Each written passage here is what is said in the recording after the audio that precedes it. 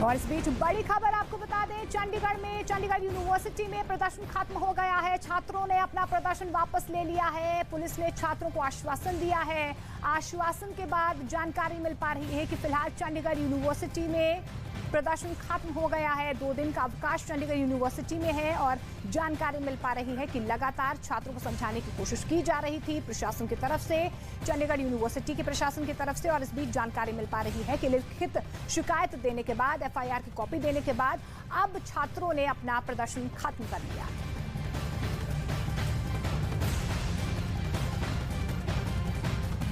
मोहाली की निजी यूनिवर्सिटी के अंदर जिस तरह से वीडियो वायरल हुए थे, उसके बाद से लगातार जो छात्राएं हैं उनका पलायन यहाँ पर से दिखाई दे रहा है। लोग अपने जो स्टूडेंट्स हैं वो हॉस्टल छोड़ते हुए आपको जाते हुए दिखाई दे रहे होंगे, क्योंकि स्टूडेंट कोशिश कर रहे हैं कि यहाँ से चला जाए।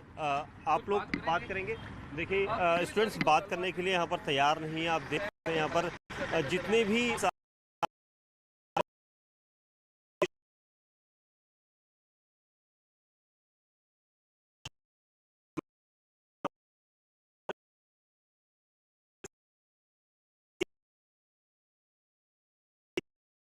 हैं और यहाँ से अब जो स्टूडेंट्स हैं अपना हॉस्टल छोड़कर जा रहे हैं, क्योंकि हॉस्टल में जिस तरह की चीज़ें सामने आई थी कि वीडियो वायरल हुआ था और छात्रों को वीडियो वायरल होने के बाद पुलिस टीमें जो है वो जांच कर रहे हैं। यहाँ पर कुछ बच्चे जो यहाँ पर हैं उनसे हम कोशिश करते हैं, एक बार चमन यहाँ पर आके देखते हैं कि कुछ बच्चे हैं यहाँ पर, उनसे बात करते हैं कि वो क्या कहते हैं हमसे। आप लोग आज यहाँ से जा रहे हैं कि किस तरह से? हमारे पेरेंट्स थोड़े कंसर्न थे तो इसलिए उन्होंने बुला लिया हमें। अच्छा। बाकी अंदर सब ठीक है अभी कह रहे हैं। हाँ जी। आज और कल बंद है जिसकी वजह से आप लोग जा रहे हैं? हाँ जी, एंड वी एक्सपेक्ट कि हॉलीडेज शायद एक्सटेंड हो जाए, तो इसलिए हम जा रहे हैं। आप लोगों को लग रहा है कि हॉलीडे एक्सटेंड होगा? मे बी हो भी सकता है। उधर यूनिवर्सिटी प्रशासन की तरफ से यह कहा गया है कि बच्चों को FIR की कॉपी दे दी गई है। छात्रों की खुदकुशी को लेकर जो अफवाह उड़ी थी उसकी सच्चाई छात्रों को बता दी गई है। कुछ वार्डन्स का बिहेवियर अच्छा नहीं है उस वार्डन को। इसके अलावा जो कुछ र्यूमर चल रहे थे regarding the attempt and viral होने पर हमने पूरी डॉक्यूमेंट्स इनको दिखा दिए और हमने इंश्योर किया है कि बच्चों को FIR की कॉपी भी देंगे हम, और बच्चों के पास FIR की कॉपी भी हम दे देंगे। और रेस्ट ऑफ दी पूरी डिस्कशन के बाद नाउ दे आर कन्विंस्ड कि यस, कि जो कुछ भी कार्रवाई हो रही है यूनिवर्सिटी की तरफ से और जो प्रशासन की तरफ से, नाउ दे आर सेटिस्फाइड। तो आपको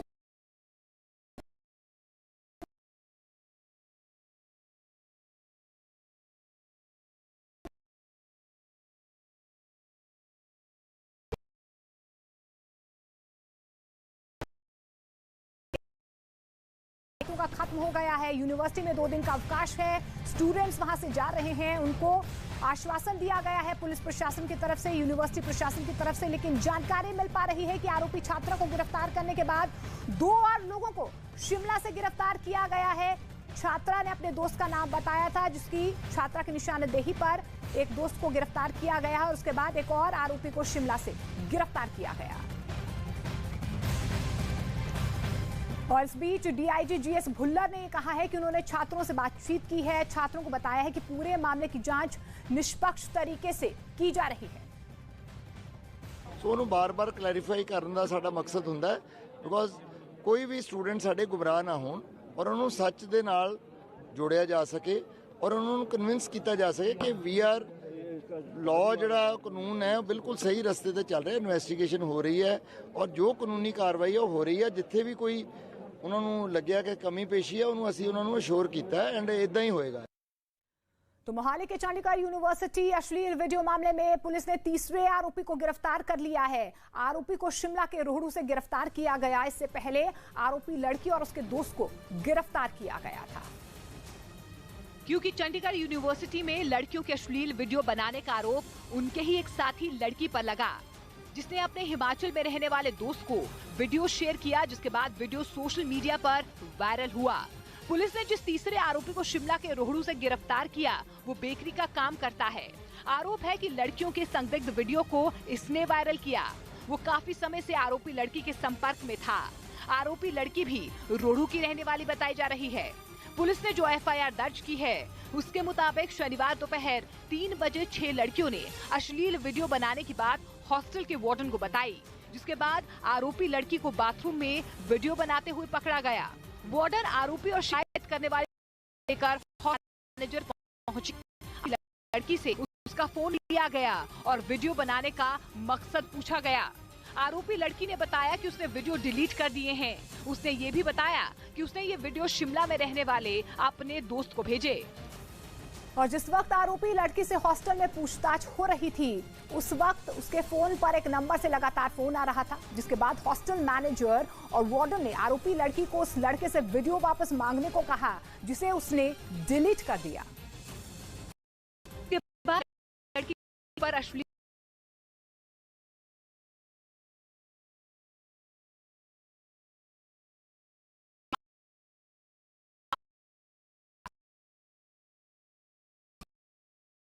जनिक करना आईटी एक्ट की धारा 66E सोशल मीडिया पर आपत्तिजनक या भावनाएं भड़काने वाली सामग्री डालना के तहत मामला दर्ज किया, जिसके बाद पंजाब पुलिस ने आरोपी लड़की को गिरफ्तार कर लिया। लड़की की निशानदेही पर पुलिस ने आरोपी लड़के को भी हिमाचल से गिरफ्तार किया।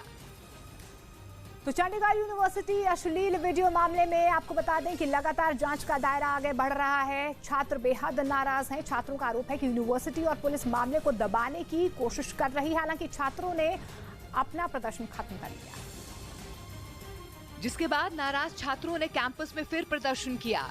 सैकड़ों छात्रों ने डीन ऑफिस घेर लिया।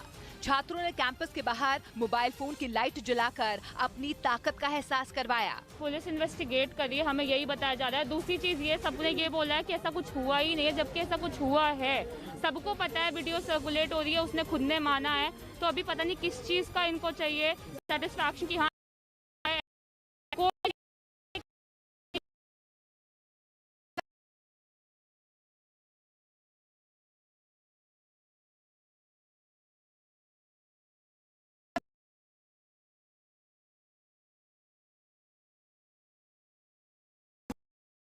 के पेन पेपर पर मांगे लिखेंगे और जो मैनेजमेंट है उन मांगों की सुनवाई यहीं इसी स्पॉट पर करेगा। सूत्रों के मुताबिक छात्रों ने पुलिस और यूनिवर्सिटी प्रशासन से मामले की पारदर्शी जांच, शनिवार को हुए लाठीचार्ज की जांच, अस्पताल में भर्ती स्टूडेंट्स को मुआवजा देने, गर्ल्स हॉस्टल का टाइम 8:30 से बढ़ाकर 9:30 बजे तक करने और हॉस्टल के सभी वार्डन बदलने की मांग रखी। तो पंजाब की प्राइवेट यूनिवर्सिटी में आपत्तिजनक वीडियो बनाने के मामले से छात्र बेहद नाराज है, जिसे लेकर पूरी रात छात्रों ने विरोध प्रदर्शन किया। हालांकि आपको बता दें कि पुलिस प्रशासन से आश्वासन मिलने के बाद छात्रों ने अपना प्रदर्शन खत्म कर लिया है। हालांकि पुलिस ने इस मामले में 3 आरोपियों की गिरफ्तारी भी कर ली है, जबकि पूरे मामले की जांच के लिए SIT का गठन है।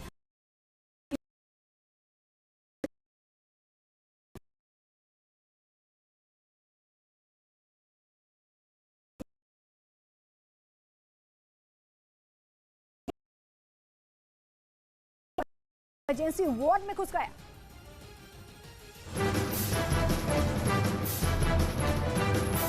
जिसे देखकर अस्पताल में मौजूद लोग भी हैरान हो गए। कुछ घंटे की जोरदार बारिश के बाद अस्पताल के अंदर से ऐसे पानी बहता हुआ देखा मानो कोई झरना बह रहा हो। थोड़ी ही देर में सीढ़ियों से आ रहा पानी देखते ही देखते अस्पताल के कई वार्ड में घुस गया, जिसके बाद अस्पताल के ज्यादातर कमरों में पानी ही पानी नजर आया। लेकिन हालात वहाँ तब और ज्यादा खराब हो गए जब बारिश का पानी इमरजेंसी वार्ड में पहुँच गया, जहाँ मरीज को सलाइन चढ़ाया जा रहा था। पानी बहुत ज़्यादा परेशानी हो रही है। पानी में जाकर उसमें ट्रीटमेंट पेशेंट को करना पड़ रहा है, उसे काफ़ी कठिनाइयों का सामना करना पड़ रहा है। जो इलेक्ट्रॉनिक मशीन है वो कैसे काम करते होंगे? अब उसमें तो करंट पास होने का भी चांसेस बहुत ज़्यादा है। अचानक से आई बारिश के पानी की वजह से मरीज के इलाज करने में दिक्कतों का सामना करना पड़ा। कुछ मरीजों की तो जान पर बात आ गई। वहाँ के हालात देखकर ऐसा लग रहा था मानो ये कोई अस्पताल नहीं बल्कि ये टापू हो। वहीं अस्पताल के बाहर का मंजर बेहद ही खराब दिखा। वहाँ भी बारिश की वजह से जलभराव देखने को मिला।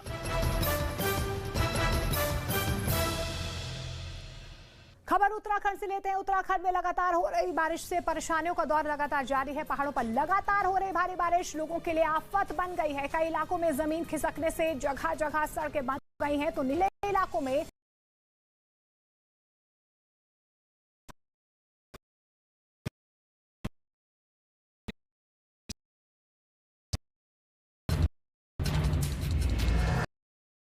बागेश्वर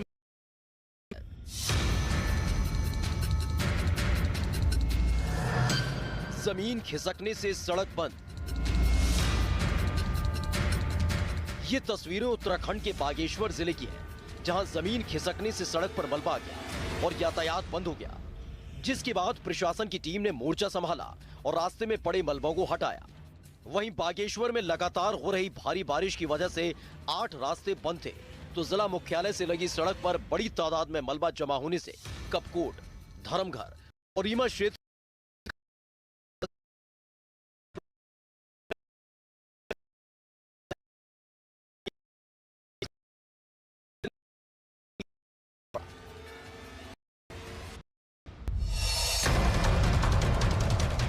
बारिश का पानी कल्याणी नदी के किनारे बस्तियों में पहुंच गया। बस्ती में पानी घुसने से बाढ़ जैसे हालात पैदा हो गए। बाढ़ की वजह से हालात इस तरह खराब हो गए कि पुलिस को मोर्चा संभालना पड़ा। जिले के एसएसपी को पानी में उतरकर लोगों की मदद करनी पड़ी। पुलिस के जवानों ने कई लोगों को पानी से निकालकर सुरक्षित ठिकाने तक पहुंचाया। संजय नगर और मोदी मैदान में प्रभावित 40 परिवारों को सरकारी स्कूल में ठहराया गया। अभी फिलहाल बारिश थोड़ी कम हुई है, लेकिन जैसे बारिश बढ़ती है, जो ऊपर पानी पहाड़ों में जो वर्षा हुई है, उसका पानी जब आएगा तो यहाँ पर जलस्तर बढ़ने की संभावना है। इसी के दृष्टिगत अलर्ट किया जा रहा है। पुलिस के मुताबिक भूत बंगला से 150 से ज्यादा परिवारों को सरकारी स्कूल में ठहराया गया। प्रशासन की तरफ से सभी लोगों को कल्याणी नदी से दूर रहने की सलाह दी गई। रुद्रपुर में बाढ़ के खतरे को देखते हुए एसडीआरएफ और एनडीआरएफ की टीम को अलर्ट किया गया है। उधर उत्तराखंड के बागेश्वर में लगातार हो रही बारिश की वजह से जमीन खिसक गई है, जिससे एक बड़ा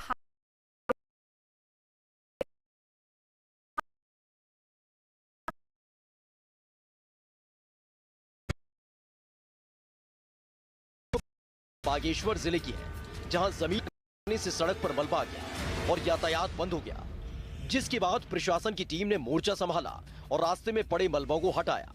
वहीं बागेश्वर में लगातार हो रही भारी बारिश की वजह से 8 रास्ते बंद थे, तो जिला मुख्यालय से लगी सड़क पर बड़ी तादाद में मलबा जमा होने से कपकोट, धर्मघर और रीमा क्षेत्र की ओर जाने वाली गाड़ियां घंटों तक फंसी रहीं। तो पहाड़ों पर भारी बारिश लोगों के लिए आफत बन गई है। रुद्रपुर में हुई भारी बारिश से शहर के कई इलाकों में पानी भर गया है। बारिश का पानी लोगों के घरों में जा घुसा है, जिससे लोगों को काफी दिक्कतों का सामना करना पड़ रहा है। उधर रुद्रपुर में भारी बारिश से कई इलाकों में पानी भर गया। बारिश का पानी लोगों के घरों में घुस गया, जिससे लोगों को परेशानी का सामना करना पड़ा।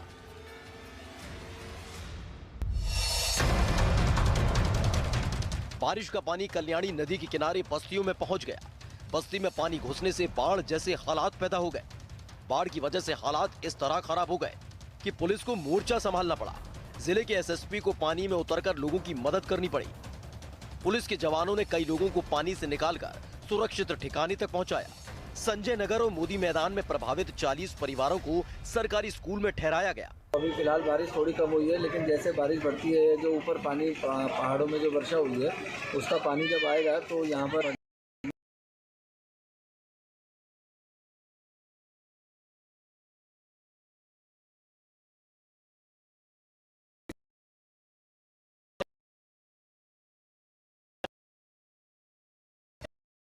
और एनडीआरएफ की टीम को अलर्ट किया गया है।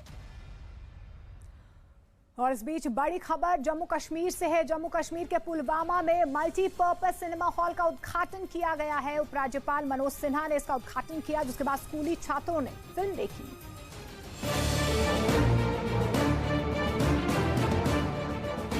ये जम्मू कश्मीर के पुलवामा में बना मल्टीपर्पज सिनेमा हॉल है, जिसका उद्घाटन जम्मू कश्मीर के उपराज्यपाल मनोज सिन्हा ने किया। सिनेमा हॉल के उद्घाटन के लिए पुलवामा पहुंचे मनोज सिन्हा मिनी सेक्रेटरीट पहुंचे, जहां झंडारोहण किया और फिर उसके बाद सिनेमा हॉल का उद्घाटन किया, जिसके बाद स्कूली बच्चों ने सिनेमा हॉल में फिल्म देखी।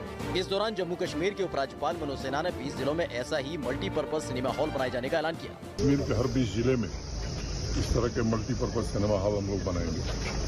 आज पुलवामा के नौजवानों को यह समर्पित कर दिया गया। अभी जा रहा हूँ मैं सुपैया भी बन के तैयार है, वो भी सुपैया के नौजवानों को सपोर्ट कर दिया जाएगा। आने वाले दिनों में आप देखेंगे हर जगह इस तरह के multipurpose cinema function. Jammu Kashmir में विकास को धार देने के लिए लगातार केंद्र सरकार काम कर रही है, तो वहीं लोगों के मनोरंजन के लिए सिनेमा हॉल खोले जा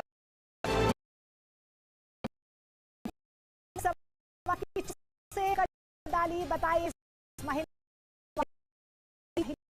को दूसरी जगह ले जाने लगा, जिसके बाद ये महिला चलते मोटरसाइकिल से कूद गई और चिल्लाने लगी। इसके बाद मौके पर लोगों की भीड़ जमा हो गई। फिर लोगों ने बाइक सवार आदमी के दोनों हाथ बांध दिए और इस महिला ने चप्पलों से उसकी पिटाई शुरू कर दी। महिला उसके गाल पर चप्पल से मारती रही और मौके पर जमा लोग तमाशा देखते रहे। इसी दौरान वहां खड़े किसी आदमी ने अपने मोबाइल से वीडियो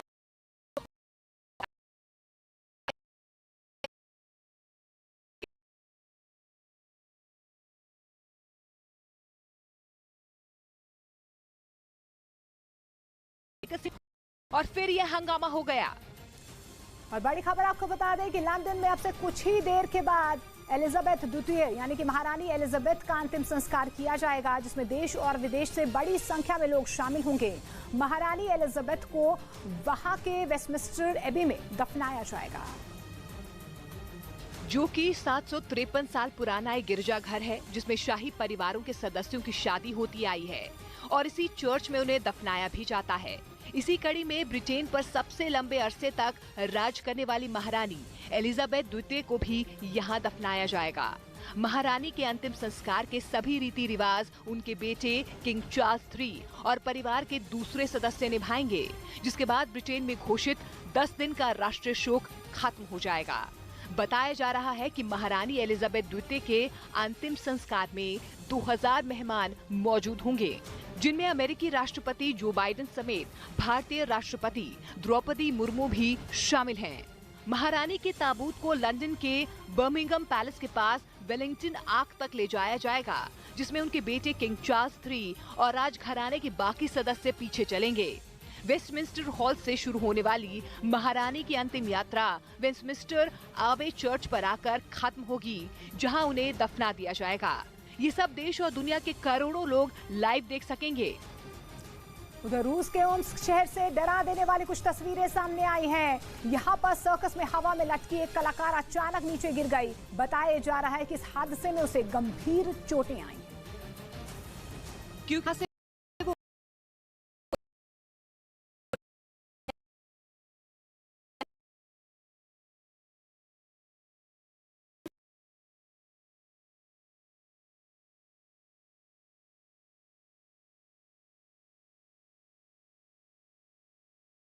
गिरते ही वहां मौजूद कुछ लोगों ने उसे गोद में उठाया और वहां से उसे इलाज के लिए अस्पताल ले जाया गया। इस बीच रूस ने यूक्रेन के कई बड़े ठिकानों पर अलग अलग हथियारों से हमले का वीडियो जारी किया है। रूस का यह दावा है कि इन हमलों के दौरान उसने यूक्रेन के 100 सैनिकों को मार गिराया है। हालांकि ये हमले यूक्रेन के किन किन इलाकों में किए गए इसका पता नहीं चल पाया। लेकिन जो वीडियो रूस की तरफ से जारी किए गए उनमें कुछ रूसी टैंक दुश्मन को निशाने पर लेकर ताबड़तोड़ गोलीबारी करते नजर आए। केवल पुतिन की सेना के टैंकों से नहीं, रूसी सैनिकों की तरफ से बाकी हथियारों के जरिए भी यूक्रेन की फौज पर हमले किए गए। कहीं गोले बरसाकर तो कहीं रूसी फौजियों ने ज़ेलेंस्की के सैनिकों को तोपखाने से अपने निशाने पर लिया। आसमान से ली गई तस्वीरों में भी जमीन पर तबाही साफ नजर आ रही है। कई जगहों पर हमले के बाद जमीन आग उगलती नजर आई, जिसे यूक्रेन की धरती पर रूसी फौज ने अपनी बड़ी कामयाबी के तौर पर लिया है। रूस का यह दावा है कि उसने अपने सुखोई Su-25 एयरक्राफ्ट से भी यूक्रेन के कई ठिकानों पर मिसाइलें बरसाई हैं। और इस लड़ाकू विमान से हमले का एक वीडियो भी जारी किया गया, जिसमें रूस का सुखोई Su-25 एयरक्राफ्ट दुश्मन के ठिकानों पर मिसाइल बरसाता नजर आया। रूस ने दावा किया कि कम ऊंचाई पर रहते हुए उसके इस लड़ाकू विमान ने ज़ेलेंस्की की फौज को भारी नुकसान पहुंचाया। इस हमले में रूस के सुखोई Su-25 एयरक्राफ्ट ने यूक्रेन के कई सैन्य ठिकानों, हथियारों और बख्तरबंद गाड़ियों को तबाह कर दिया। यूक्रेन की सेना को इतनी बड़ी मात्रा में नुकसान पहुंचाने के बाद रूस की तरफ से जारी वीडियो में इस लड़ाकू विमान को सुरक्षित लैंड होते भी दिखाया गया।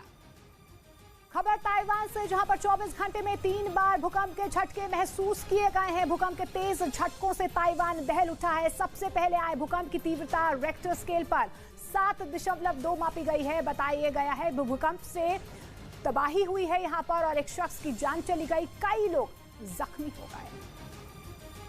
और सबसे बुरा हाल ताइवान के पूर्वी इलाके का हुआ।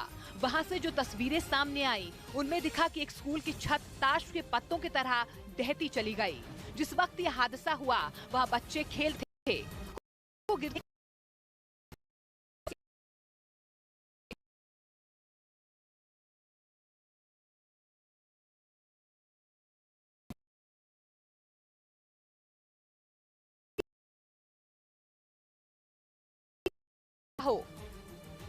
और ये हालात वहां के किसी एक या दो इलाकों में नहीं, पूर्वी ताइवान में भूकंप ने सबसे ज्यादा तबाही मचाई, जिसका नतीजा ये हुआ कि वहां की कई सड़कें और पुल पूरी तरह से बर्बाद हो गए। कई इमारतें मलबे में तब्दील हो गईं। सामने आई तस्वीर में एक इमारत इस कदर जमीन पर गिरी मिली जैसे खिलौने का कोई घर हो। भूकंप के तेज झटकों ने कंक्रीट से बनी इमारत की चंद सेकंड में तस्वीर बदल कर रख दी, जिसकी जानकारी मिलने के बाद वहां राहत बचाव की टीम पहुंची और इमारत में लोगों के फंसे होने की आशंका को देखते हुए रेस्क्यू का काम शुरू कर लिया गया। कई घंटों की कोशिश के बाद उन्हें वहां 4 लोगों को बाहर निकालने में सफलता हाथ लगी। इसी तरह वहां की कुछ और इमारतों को भी भारी नुकसान पहुंचा। सड़कों पर कई गाड़ियां और 2 व्हीलर जहां तहां गिरे मिले। कुछ गाड़ियों के अंदर तो लोग फंस गए। तो राहत बचाव के कर्मचारियों ने वक्त पर पहुंचकर जान बचा ली।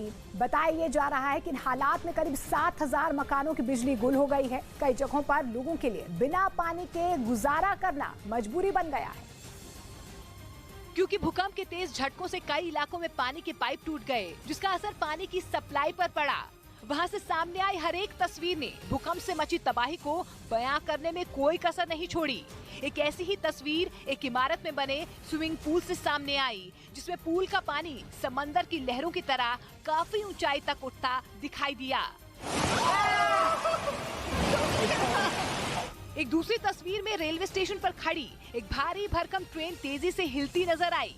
यही वजह रही कि ताइवान में भूकंप आने के बाद रेलवे स्टेशन से लेकर मॉल और बाजार तक हड़कंप मच गया। उधर जापान के क्यूशू द्वीप से टकराए बेहद ताकतवर तूफान ने लोगों को हिलाकर रख दिया। इस तूफान की चपेट में आने से 11 लोगों को चोटें आई, क्योंकि 3 दिन पहले उठे इस तूफान की ताकत इतनी ज्यादा बढ़ गई थी कि समंदर की लहरों ने भी रौद्र रूप ले लिया। इस ताकतवर तूफान क्यूशू टापू के दक्षिणी तट से टकराने के बाद वहां समुद्र में कई मीटर ऊंची लहरें उठती दिखाई दी। सामने आई तस्वीरों में विशाल समंदर में उठती लहरों को देखकर वहां मौजूद लोग पहले तो समझ नहीं पाए। वो ये मंजर देखकर घबरा गए। बताया गया कि इस बेहद ताकतवर तूफान की वजह से समुद्र में करीब 14 मीटर की ऊंचाई तक लहरें उठी। और ये तस्वीरें सबके लिए हैरान करने वाली रही। बताया जा रहा है कि क्यूशू द्वीप पर तबाही मचाने के बाद ये तूफान उत्तर पश्चिम की तरफ बढ़ रहा है। घरों से निकलना मुश्किल हो गया। सबसे भयावह तस्वीर तो वहां के हवाई अड्डे से सामने आई, जिसमें विमान चालक एक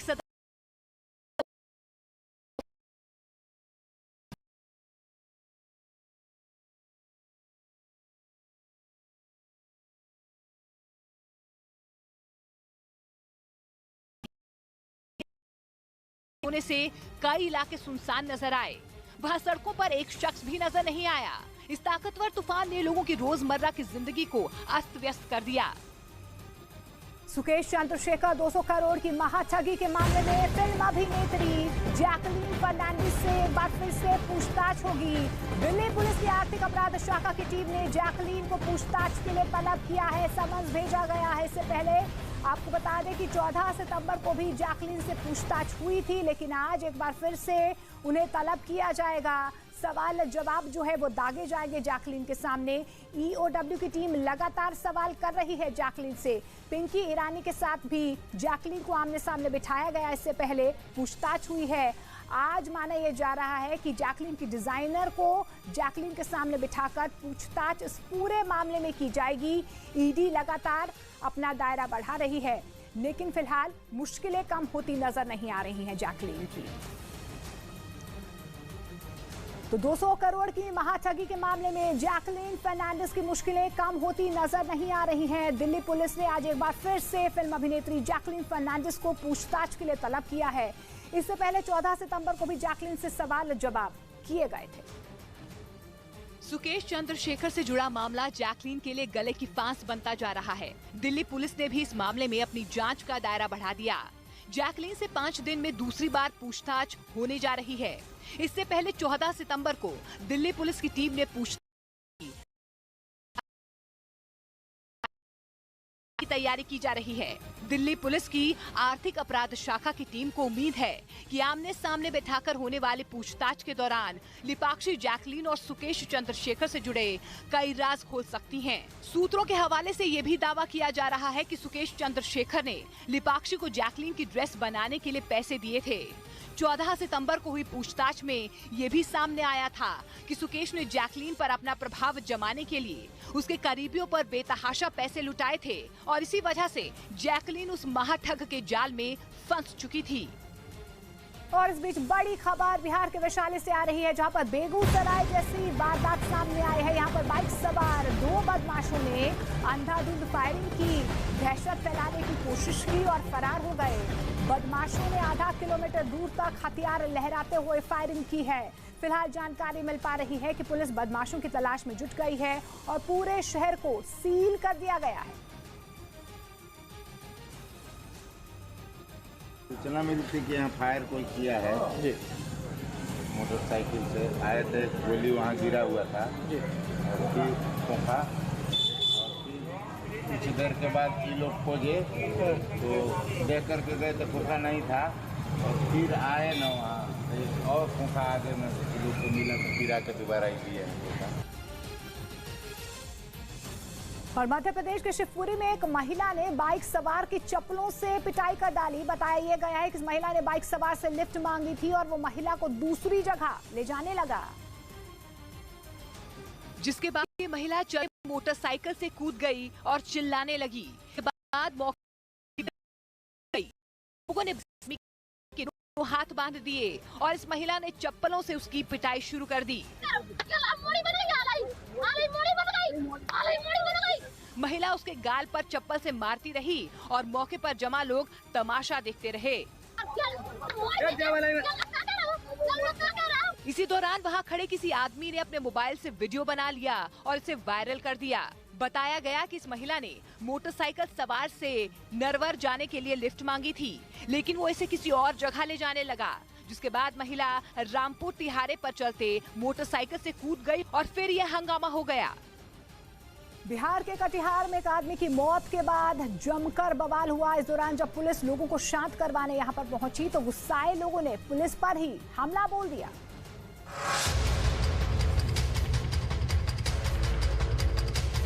लोगों का झुंड एक पुलिस वाले पर टूट पड़ा। गांव के पुरुषों के साथ साथ औरतें भी एक पुलिस वाले से मारपीट करने लगी। मौके पर मौजूद पुलिस वालों के सामने ही उस पुलिस वाले पर थप्पड़ों की बारिश कर दी, जिसके हाथ में जो पड़ा उसे लेकर वो पुलिस वाले को मारने लगा। इसके बाद भी लोगों का गुस्सा शांत नहीं हुआ तो प्राणपुर थाने के अंदर घुसकर जमकर तोड़फोड़ की गई। थाने में रखा सारा सामान उठाकर फेंक दिया गया। लोगों के हमले में कई पुलिस वाले घायल हो गए। सूचना मिलने पर मौके पर पहुंची पुलिस फोर्स ने मामले को संभाला। बवाल कर रहे लोगों ने पुलिस वालों पर आरोप लगाया कि शराब तस्करी का आरोप लगाकर एक आदमी को पुलिस थाने ले गई। आरोप है कि उसकी बेरहमी से पिटाई की गई, जिससे उस आदमी की मौत हो गई। जिसके बाद तो लोगों का गुस्सा फूट पड़ा और पुलिस वालों को निशाना बना डाला।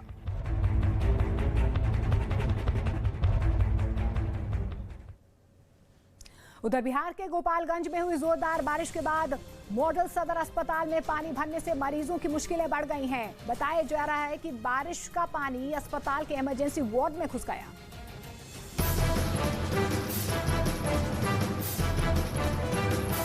जिसे देखकर अस्पताल में मौजूद लोग भी हैरान हो गए। कुछ घंटे की जोरदार बारिश के बाद अस्पताल के अंदर से ऐसे पानी बहता हुआ देखा मानो कोई झरना बह रहा हो। थोड़ी ही देर में सीढ़ियों से आ रहा पानी देखते ही देखते अस्पताल के कई वार्ड में घुस गया, जिसके बाद अस्पताल के ज्यादातर कमरों में पानी ही पानी नजर आया। लेकिन हालात वहां तब और ज्यादा खराब हो गए जब बारिश का पानी इमरजेंसी वार्ड में पहुंच गया, जहां मरीज को स्लाइन चढ़ाया जा रहा था। पानी अंदर बहुत प्रवेश ज़्यादा कर गया है। परेशानी हो रही है। पानी में मतलब जाकर मतलब उसमें ट्रीटमेंट पेशेंट को करना पड़ रहा है, उससे काफ़ी कठिनाइयों का सामना करना पड़ रहा है। जो इलेक्ट्रॉनिक मशीन है वो कैसे काम करते होंगे? अब उसमें तो करंट पास होने का भी चांसेस बहुत ज़्यादा है। मतलब अचानक से आई बारिश के पानी की वजह से मरीज के इलाज करने में दिक्कतों का सामना करना पड़ा। कुछ मरीजों की तो जान पर बात आ गई।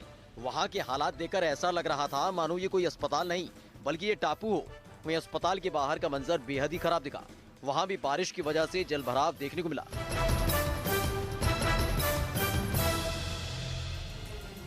और टीआरपी की रेस में न्यूज 18 इंडिया की बादशाहत लगातार कायम है। आपका पसंदीदा न्यूज चैनल न्यूज 18 इंडिया आज तक से अब तक बहुत आगे निकल चुका है। हफ्ते दर हफ्ते आज तक और पिछड़ता जा रहा है। टीआरपी में न्यूज 18 इंडिया को आज तक से 20% ज्यादा दर्शकों ने देखा है। प्राइम टाइम में न्यूज 18 इंडिया के पास 14.6% मार्केट शेयर है, जबकि 11.9% के साथ आज तक बहुत पीछे है। जी न्यूज और एबीपी न्यूज मिलकर भी न्यूज 18 इंडिया से बहुत पीछे हैं। आपका भरोसा हमें लगातार बना रहा है देश का नंबर 1 न्यूज चैनल। इंडिया का प्राइड, मेरा प्राइड, वीकेसी प्राइड, कड़ी मेहनत का जश्न मनाइए। मुख्यमंत्री और पंजाब लोक कांग्रेस के प्रमुख कैप्टन अमरिंदर सिंह की पार्टी का बीजेपी में होगा विलय। बीजेपी राष्ट्रीय अध्यक्ष जेपी नड्डा कैप्टन अमरिंदर सिंह समेत पंजाब लोक कांग्रेस के कई नेताओं को दिलाएंगे बीजेपी की सदस्यता। आज से शुरू होगा उत्तर प्रदेश विधानसभा का मॉनसून सत्र। इस सत्र में अनुपूरक बजट ला सकती है सरकार। कई अहम बिल सदन में रखे जा सकते हैं। सुकेश चंद्रशेखर ठगी मामले में जैकलीन फर्नांडिस की दिल्ली पुलिस के सामने आज फिर होगी पेशी। आर्थिक अपराध शाखा ने जैकलीन को आज 11 बजे पेश होने का भेजा है समन्स।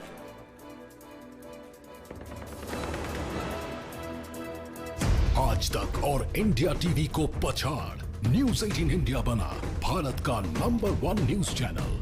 देखते रहिए न्यूज 18 इंडिया। स्मार्टफोन एडिक्शन पर एक सर्वे करवाया जिसमें शामिल 46% माता पिता ने माना कि उनके बच्चे को स्मार्टफोन के इस्तेमाल की लत लग चुकी है। इस सर्वे में 18 से 29 वर्ष के 22% युवाओं ने माना कि वो हर दूसरे मिनट अपना मोबाइल फोन चेक करते हैं।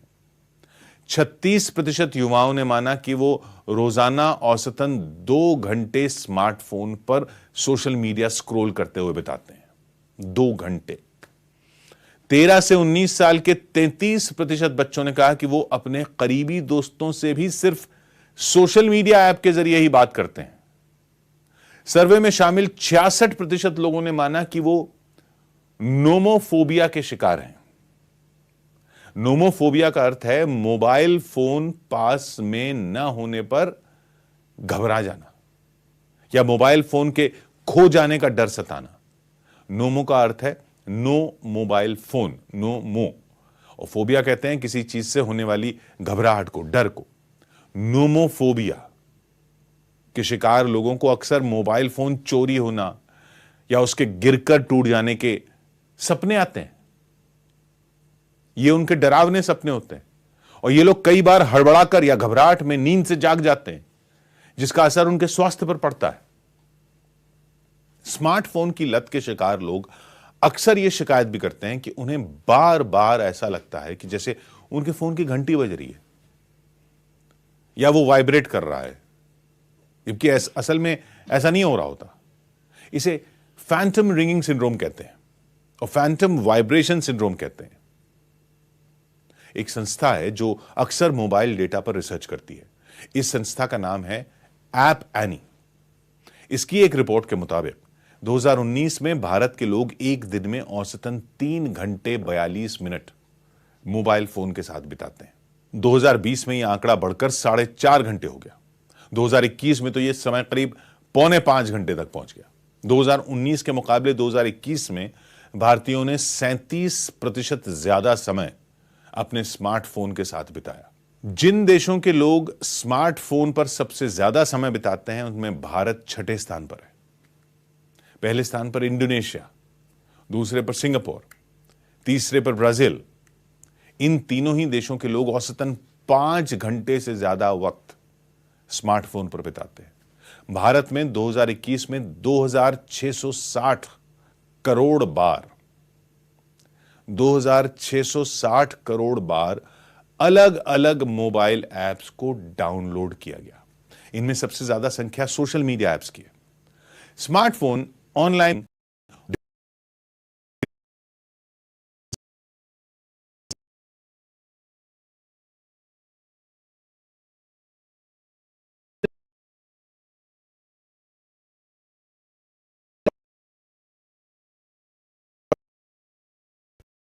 बच्चों को इस लत से दूर करने के लिए उनके मां बाप उन्हें रिफॉर्म कैंप्स में 3 महीने के लिए भेजते हैं, जहां इन बच्चों को आर्मी कैंप की तरह रखा जाता है। इन कैंप के नियम, कायदे, कानून काफी सख्त होते हैं ताकि उनकी गेम खेलने की लत हमेशा के लिए खत्म हो जाए।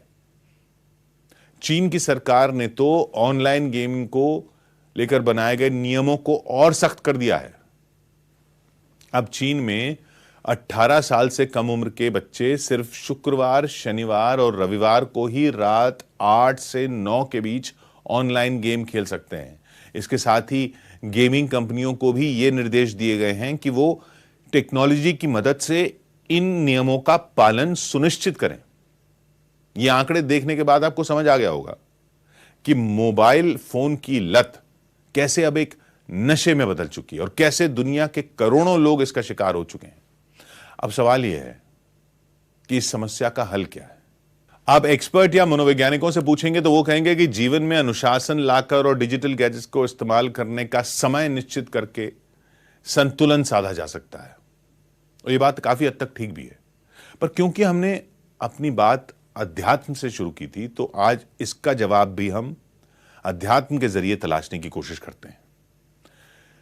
जैन धर्म की ही प्रमुख शिक्षाओं में एक है अपरिग्रह, यानी उन वस्तुओं को संचित करने से बचना जिनकी आपको आवश्यकता नहीं है। इसे न सिर्फ आप संतुष्ट रहते हैं,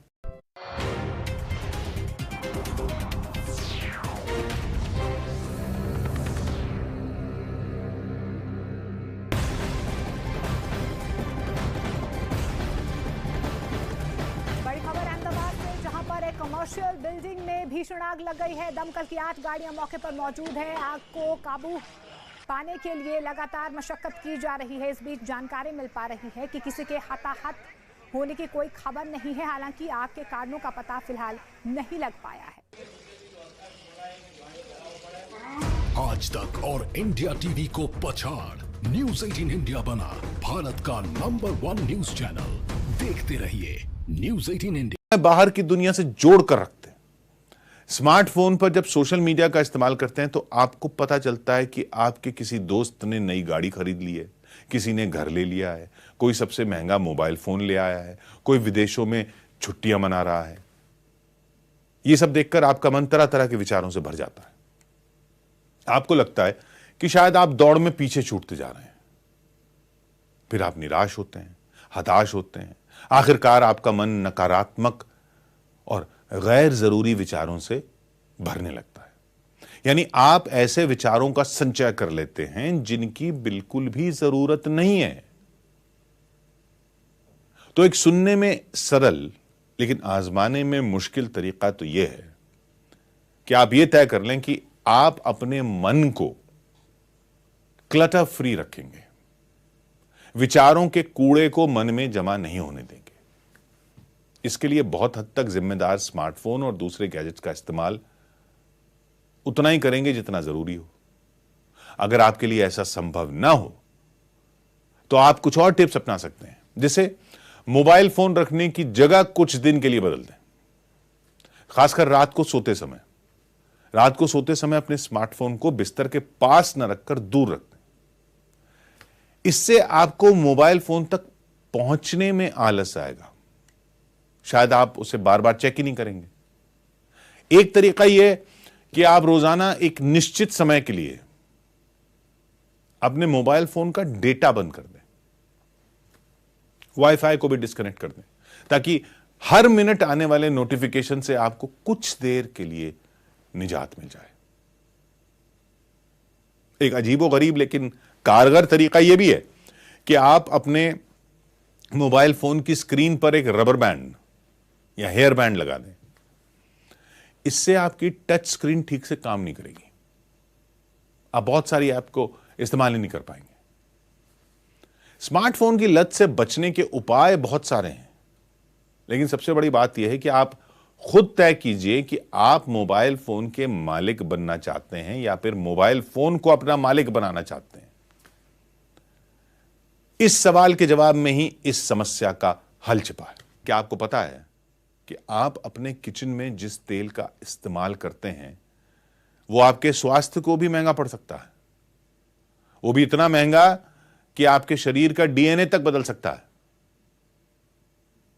भारत की एक संस्था ऑब्जर्वर रिसर्च फाउंडेशन ने दोबारा इस्तेमाल होने वाले खाने के तेल पर रिसर्च की। 10 साल तक चली रिसर्च में यह सामने आया कि एक बार गर्म हो चुके तेल को दोबारा इस्तेमाल करने से किसी व्यक्ति के शरीर में जेनेटिक बदलाव तक हो सकता है, डीएनए भी बदल सकता है। तेल में तलकर बनाए गए पकौड़े, पूड़ियां, समोसे, जलेबियां, ये सब किसे अच्छे नहीं लगते। इन चीजों को बनाने के बाद अक्सर लोग बचे हुए तेल को संभाल कर रख लेते हैं। तेल का इस्तेमाल कई बार दूसरी चीजों को बनाने में किया जाता है। तेल को बर्बाद होने से बचाने के लिए ऐसा किया जाता है। अगर आप किफायत के चक्कर में बचे हुए तेल को बार बार गर्म करते हैं तो यह किफायत आपके और आपके परिवार के लिए आफत बन सकती है। कुकिंग ऑयल को बार बार गर्म करना सेहत के लिए कितना खतरनाक हो सकता है इसका शायद आपको अंदाजा ही नहीं है। तेज आंच पर कई बार गर्म हो चुके तेल के गुण बदल जाते हैं, वो फायदे की जगह नुकसान पहुंचाने लगता है, जिससे शरीर में जीनोटॉक्सिक, म्यूटेजेनिक और कार्सिनोजेनिक एक्टिविटीज बढ़ जाती हैं। रिसर्च में पाया गया है कि ऐसे तेल की वजह से शरीर की कोशिकाएं भी प्रभावित होती हैं, उनके टूटने की रफ्तार बढ़ जाती है, क्रोमोसोम को नुकसान पहुंचने लगता है। ज्यादा मात्रा में ऐसे तेल के इस्तेमाल से फेफड़े, आंत, ब्रेस्ट, प्रोस्टेट का कैंसर, इसका खतरा बढ़ जाता है।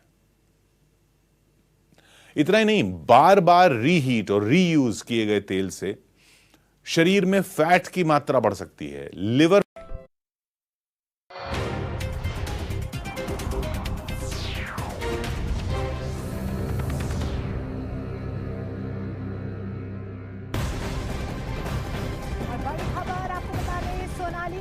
मामले से जुड़ी है बड़ी खबर सामने आ रही है, बड़ी अपडेट सामने आ रही है। सीबीआई ने गोवा के क्लेरेंस और लियोनी रिजॉर्ट में क्राइम सीन को रिक्रिएट किया है। कल रात आपको बता दें सीबीआई ने क्राइम सीन को रिक्रिएट किया है। सीबीआई ने कई अहम सबूत भी जुटाए हैं, उस जगह का वीडियो बनाया है जहां पर सोनाली गई थी। तो बड़ी खबर आपको बता दें, सोनाली मर्डर केस में सीबीआई की जांच का दायरा लगातार बढ़ता हुआ जा रहा है। 2 टीमें इस पूरे मामले की अब जांच कर रही हैं। सीबीआई ने क्राइम सीन को रिक्रिएट किया है और वीडियोग्राफी भी इस पूरे मामले की जा रही है सीबीआई की तरफ से। लगातार परिवारजन गोवा पुलिस की तफ्तीश से संतुष्ट नहीं थे, जिसके बाद इस पूरे मामले को सीबीआई को सौंप दिया गया है। अब जानकारी मिल पा रही है कि सीबीआई ने क्राइम सीन को रिक्रिएट किया है। कल रात सीबीआई ने इस पूरे मामले में आपको बता दें कि क्राइम सीन को रिक्रिएट किया है। सुकेश चंद्रशेखर 200 करोड़ की महाठगी के मामले में फिल्म अभिनेत्री जैकलीन फर्नांडिस से आज एक बार फिर से पूछताछ होगी। दिल्ली पुलिस की आर्थिक अपराध शाखा की टीम ने जैकलीन को पूछताछ के लिए तलब किया है। इससे पहले 14 सितंबर को भी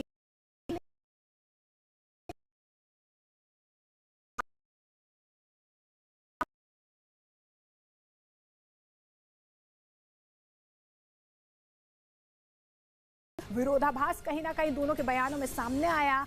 आज माना यह जा रहा है कि जैकलीन की डिजाइनर को आमने सामने बिठाकर पूछताछ हो सकती है।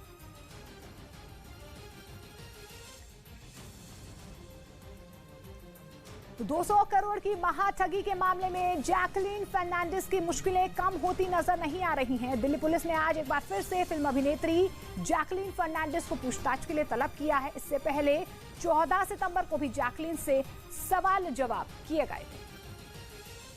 सुकेश चंद्रशेखर से जुड़ा मामला जैकलीन के लिए गले की फांस बनता जा रहा है। दिल्ली पुलिस ने भी इस मामले में अपनी जांच का दायरा बढ़ा दिया। जैकलीन से 5 दिन में दूसरी बार पूछताछ होने जा रही है। इससे पहले 14 सितंबर को दिल्ली पुलिस की टीम ने पूछताछ की थी। दावा ये भी किया जा रहा है कि इस बार जैकलीन का सामना उनकी ड्रेस डिजाइनर लिपाक्षी से करवाया जाएगा। आर्थिक अपराध शाखा की टीम दोनों को आमने सामने बैठाकर पूछताछ कर सकती है। यानी साफ है कि इस केस से जुड़े एक एक तार को खोलने की तैयारी की जा रही है। दिल्ली पुलिस की आर्थिक अपराध शाखा की टीम को उम्मीद है कि आमने सामने बैठाकर होने वाले पूछताछ के दौरान लिपाक्षी जैकलीन और सुकेश चंद्रशेखर से जुड़े कई राज खोल सकती हैं। सूत्रों के हवाले से ये भी दावा किया जा रहा है कि सुकेश चंद्रशेखर ने लिपाक्षी को जैकलीन की ड्रेस बनाने के लिए पैसे दिए थे। 14 सितंबर को हुई पूछताछ में ये भी सामने आया था कि सुकेश ने जैकलीन पर अपना प्रभाव जमाने के लिए उसके करीबियों पर बेतहाशा पैसे लुटाए थे और इसी वजह से जैकलीन उस महाठग के जाल में फंस चुकी थी।